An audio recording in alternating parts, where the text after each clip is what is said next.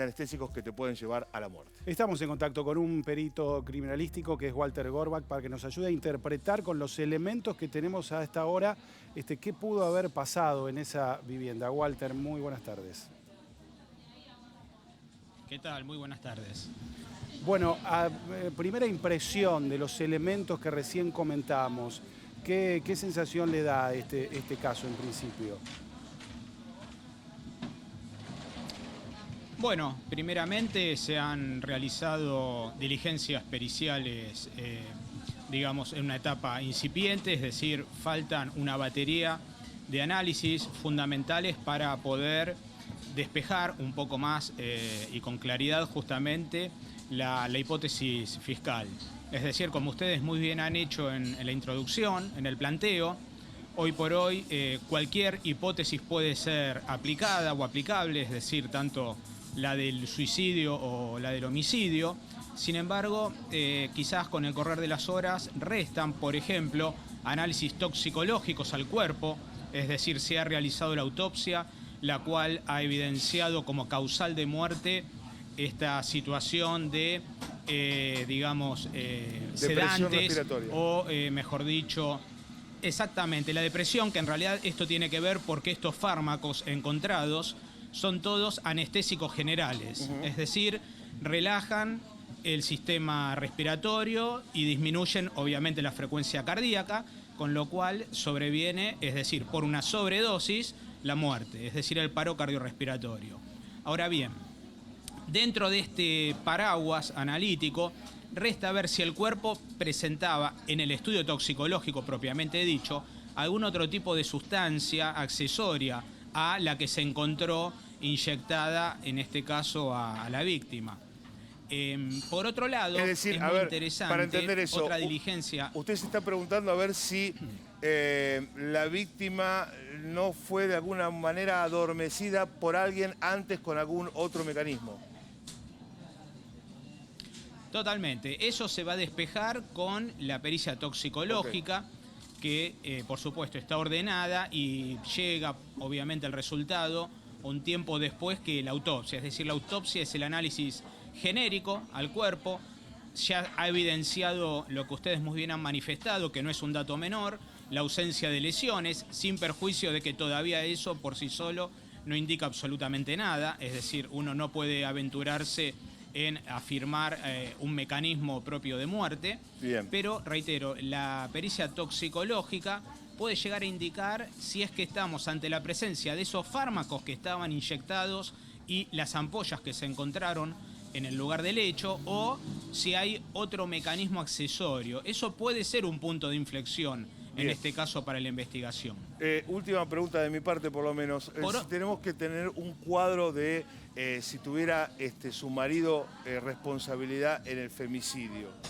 Haber dejado el cuerpo adentro de un galpón, cerrado con llave, con una llave colgando en un clavo, y haber llamado a los medios a pedir que su esposa estaba desaparecida y él dar entrevistas en su casa con el cadáver de su mujer ahí adentro. ¿Qué configura eso para usted? Bueno, yo ahí me tengo que manejar con la prudencia científica del caso. Es decir, si hablamos por, digamos, las generalidades en los hechos de femicidio, podríamos decir que este tipo de acción no es la frecuente, pero no me gustaría aventurarme en identificar por el momento si estamos ante un femicidio o en realidad esto es un suicidio y se está imputando a una persona digamos, con un sustento científico todavía precario. Es decir, entiendo yo la buena postura de la Fiscalía, es una Fiscalía que el doctor Folino generalmente va hacia el fondo de la cuestión, no van a agotar los estudios periciales en el toxicológico. Otra información muy relevante la va a transmitir los teléfonos celulares. Este es otro dato interesante. ¿Por qué? Porque el teléfono celular de la víctima aparentemente tuvo la última actividad el día sábado, lo cual no estaba en contacto directo el celular de la víctima en el ámbito donde se le encontró, en este galpón. Es otro elemento también interesante después a analizar desde el punto de vista pericial. Y, por supuesto, si hay algún tipo de huella, algún tipo de impronta en el lugar que haga suponer la presencia de un tercero, o bien únicamente, en este caso, al esposo, o bien a la víctima, también puede ser otro elemento revelador. ¿Y la inducción al suicidio se podría llegar a determinar y cómo? ¿Qué antecedentes hay de situaciones como esta en este sentido?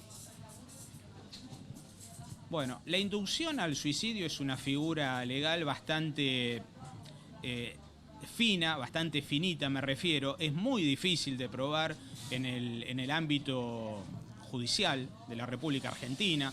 La inducción habría que ver justamente con otros estudios accesorios a allegados a la víctima, los aportes que pueden hacer los testigos, las identificaciones de estas situaciones de violencia de género que ha tenido en apariencia la víctima. Por supuesto, no es un dato menor los antecedentes previos, es decir, esta formulación de denuncia en el juzgado de familia, este acercamiento que tuvo con personal de salud del Hospital Churruca, también con el municipio de La Matanza, claro, que ha tenido la víctima, justamente hace a que el contexto, por supuesto, hace a no descartar en absoluto la figura homicida. Diferente hubiera sido si estamos ante este mismo hecho sin o con ausencia de indicadores de violencia.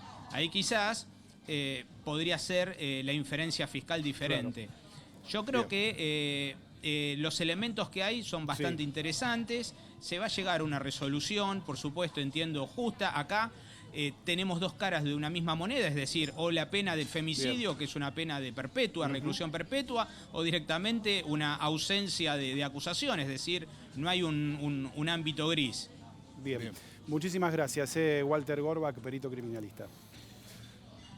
Gracias. Bueno, para cerrar, gracias, decir que si hay un femicidio, hay casi una mente brillante pensando en formas de desviar la situación. Digamos que por ahora se sabe que ella muere con una depresión respiratoria por el consumo de anestésicos, un cóctel de anestésicos. Los tomó ella sola y fue un suicidio. Una mente brillante para la perversión, ¿no? Sí, claro. O el hombre que hoy negó haberlo hecho es el que armó toda esta escena.